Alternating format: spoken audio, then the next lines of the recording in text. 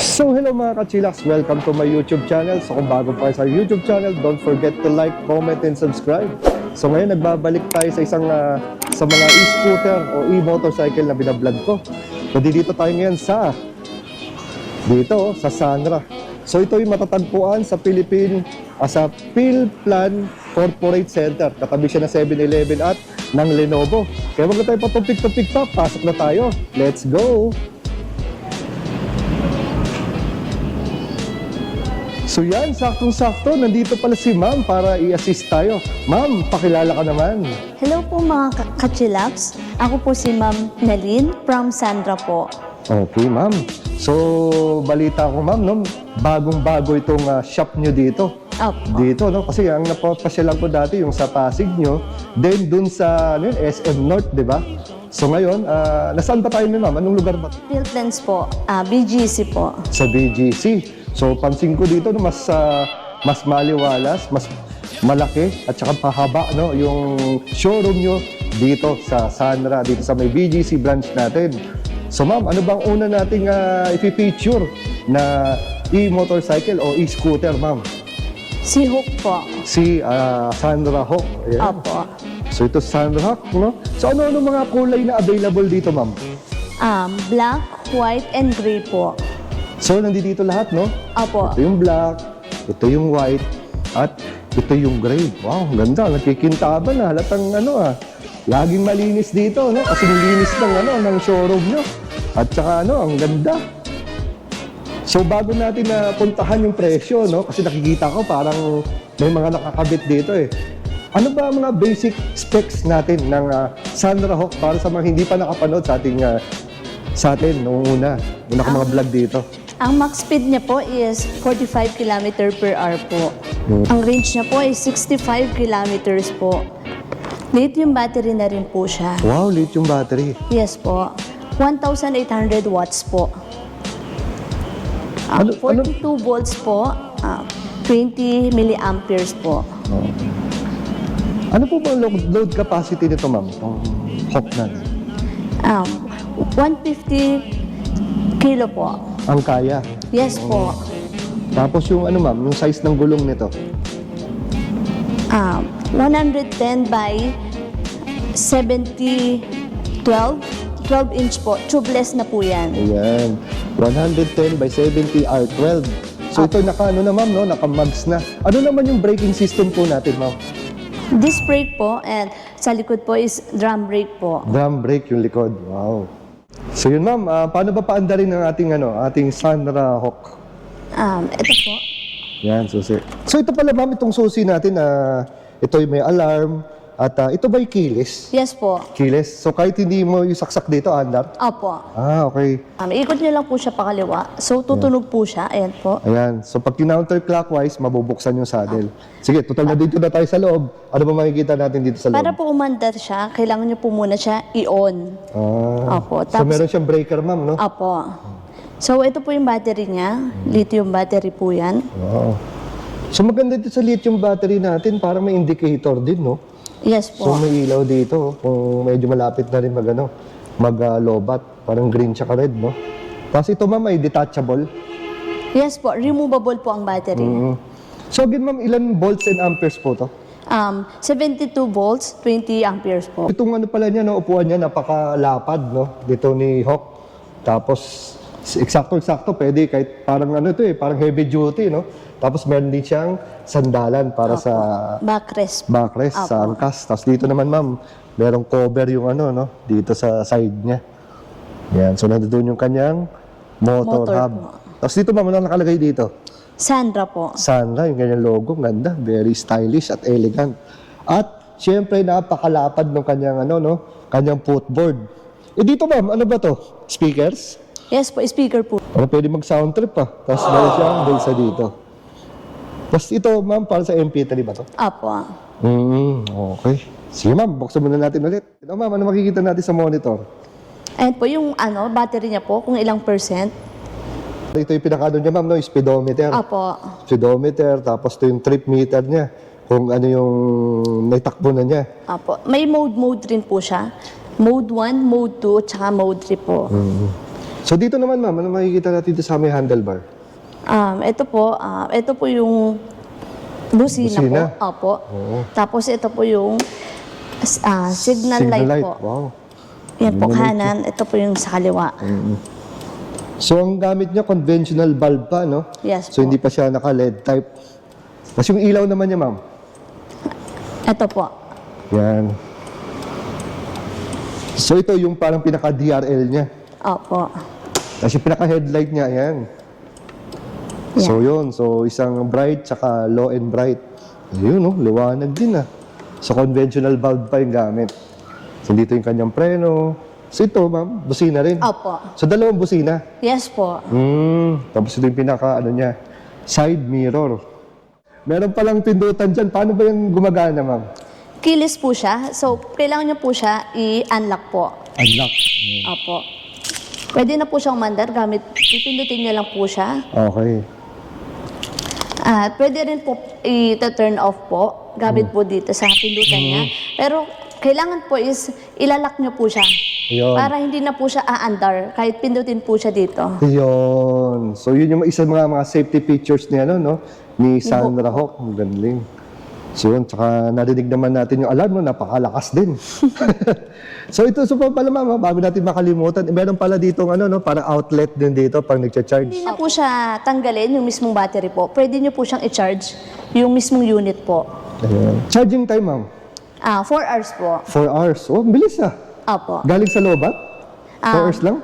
Kailangan po mag-iwan po ng 20% po. 20%. Pero yun nga yung parang estimated na charging niya. Para Opo, 4 hours po talaga. Mabilis pa rin, no? Kasi mostly, ang narinig ko is 6 hours higit eh. Di ba? So dito, 4 hours lang. Kailangan niyo po muna siya i-on. Tapos I-on? i-click niyo po dito. Sige. I-long press po siya para mag-open. The Bluetooth device Ayun. is ready to pair. Sige. Ayan. Tapos pwede na po kayong kumunik. So bali ko connect yung cellphone through dito sa Bluetooth niya. Opo. Tapos ito yung magsisilbing speakers niya. Opo. Kahit pa paano, iwas inip, no? Yung nga lang, kung ano yung sounds mo, sounds din nung sa labas. Opo. So ito pala ma'am, no, ay may kasamang side stand at center stand. So ito ma'am, pagka kunwari naka-side stand siya, aandar po ba siya ma'am? Hindi po. Hindi. Yun po yung pinaka-safety niya po. Wow. So meron na siyang alarm, tsaka meron din siyang side stand sensor. Kasi minsan, hindi natin napapansin, aandar lang tayo, naiwan natin yung side stand, di ba? So it might cause an accident. At least magandang safety features yan. Yan, lalo sa mga nagmamadali, hindi na napansin na naka-side stand sila. Nakakaantay ng lahat. Magkano SRP natin ito, ma'am, ni Sandra Hawk? 88,800 po. Yan. So, naka-promo po kami. Naka-promo price. Magiging 78,800 na lang po. Ayan. So nakikita ko, ma'am, no, meron kayong installment ngayon dito ng Metrobank. Paano ba yan? Zero interest po yan. For 36 months po installment, ayan po yung per month niya, 2,467 po. Ayan. So, 2,467, basta pag na-approve ng credit card, no? Sorry, ayaw niya ng 36 months, pwede naman paikliin. Yes po, pwede po. Walang problema, basta inquire na lang sa inyo, ma'am. Apo. No, yung ating mga gustong bumili nito. Kasi nung alam ko, nung huli kong punta dito, wala pa kayong installment. At least ngayon, meron ng choice si buyer na, gusto niya mag-avail, at least meron ng medyo mas magaan-gaan na. Apo. Hindi lang siya cash basis, ma'am. Metrobank po, zero interest po. No down payment na po yun. No down Opo, payment. credit card po. Credit card ng Metrobank. Opo. Yun. Tapos ma'am, may sinabi ka sa akin, no? So itong, kunwari, cash ko gustong bilhin to. So itong 78,800 ay may bawas pa? Yes po, magiging 68,000 na lang po. Wow, 68,000 na lang. Opo. So magkano nabawas? Nasa 20,800 po. Ang nabawas? Opo. Grabe, no? Yun ang maganda. So yun lang, yung may pang-cash, no? Opo. Yun, ang galing. At least mayroon na option si buyer ngayon, no? Dito sa Sana. Unit naman tayo. Ano naman pangalan ng unit na to, ma'am? Sandra Robo S po. Sandra Robo S. Oh, isa rin itong maganda ng ng Sandra. So ano naman ang basic specs dito, ma'am? Ayan po is 3,000 watts po yan. Si Robo S. Ang max speed niya po is 80 kilometers per hour po. battery capacity niya po is 72 volts, 20 ampere po. At ang range niya po is 135 kilometers po. Ang load capacity niya po is 251 kilogram po. 251 kilograms. Opo, kilograms. Wow. So, laki ng capacity niya, no? Tsaka ang ganda ng forma nito, ni Robo S. So, nandito yung kanyang, sa kanyang side stand, center stand, tsaka yung kabling ginamit dito, yung makakapal na. Tsaka ito yung kanyang shocks. So, nandito yung kanyang pinaka-motor. Si light niya dito, ang ganda. Formado. Dito sa kanyang rear fender ay meron ding reflector. So, ito yung kanyang angkasan. Side view natin dito, no? Makikita natin dito yung parang pinaka-front shocks niya. So, naka-disc brake. So, ito yung pinaka-caliper niya dyan. So, may lagayan na siya ng plate number dito. Dito sa kanyang rear fender ay may reflector. At ang kanyang pinaka-favorite ko dito, yung ilaw. Ang ganda na ilaw dito. Tsaka, napaka-stylish na rin ng yung niya, upuan niya dito. Ang ganda. So, dito naman, sa kanyang handlebar, kita natin mga iba-ibang pindutan at mga bulsa.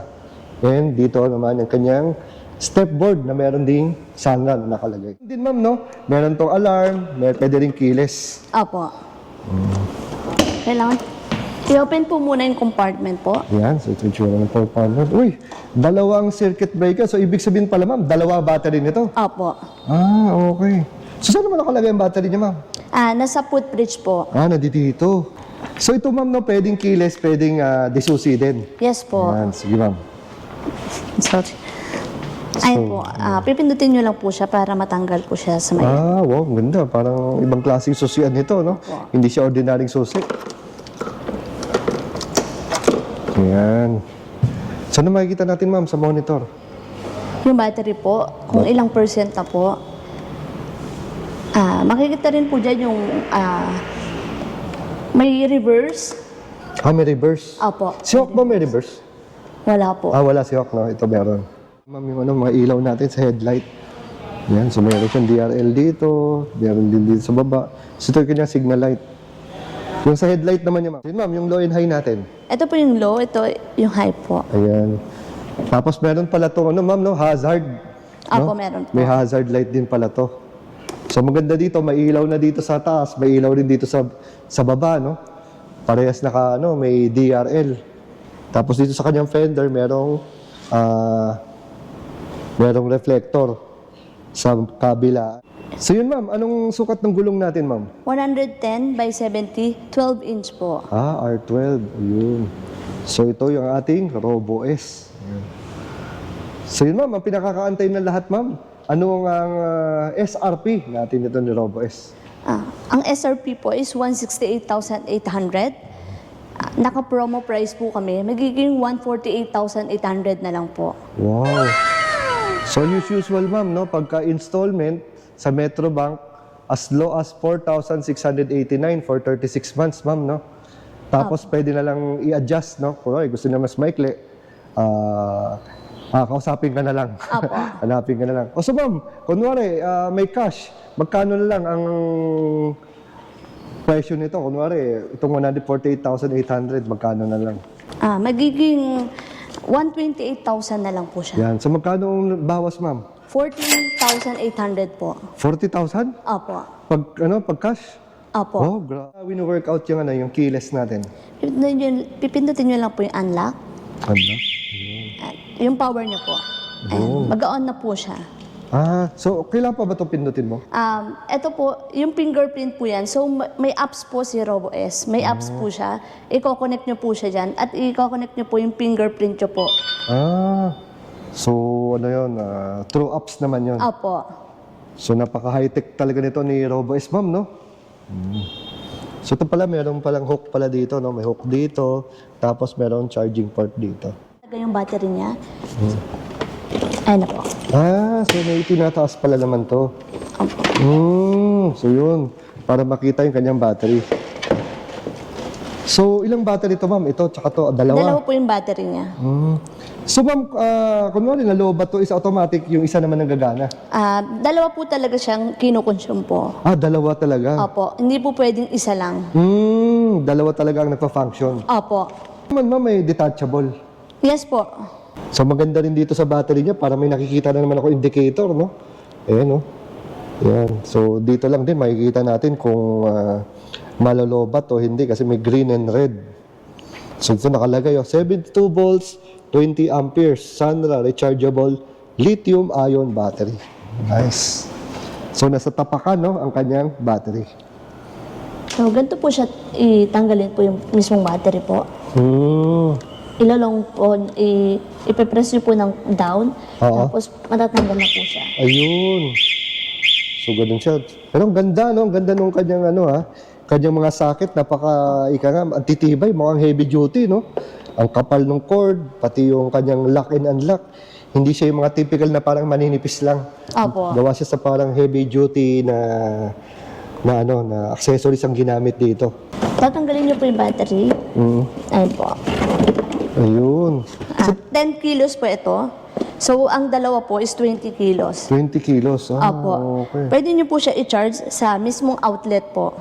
Ito. Opo. So, ang ganda kahit paano. Ito ay detachable. Sobrang heavy duty, tigas no? Pero okay yan. Maganda nga yung ganyan. Yung pahirapan. Mas maganda yan. So yun ang pagkabit ulit ng ating battery. So kasama na rin dito yung nasa ibabaw kasi yung pinaka-mat niya, no? Kanyang floor mat. So yung pinaka-cover. Matanong ko nga lang, ma'am, ano po bang kategory nitong Sandra Hawk natin? L1B po. L1B category. Ayun.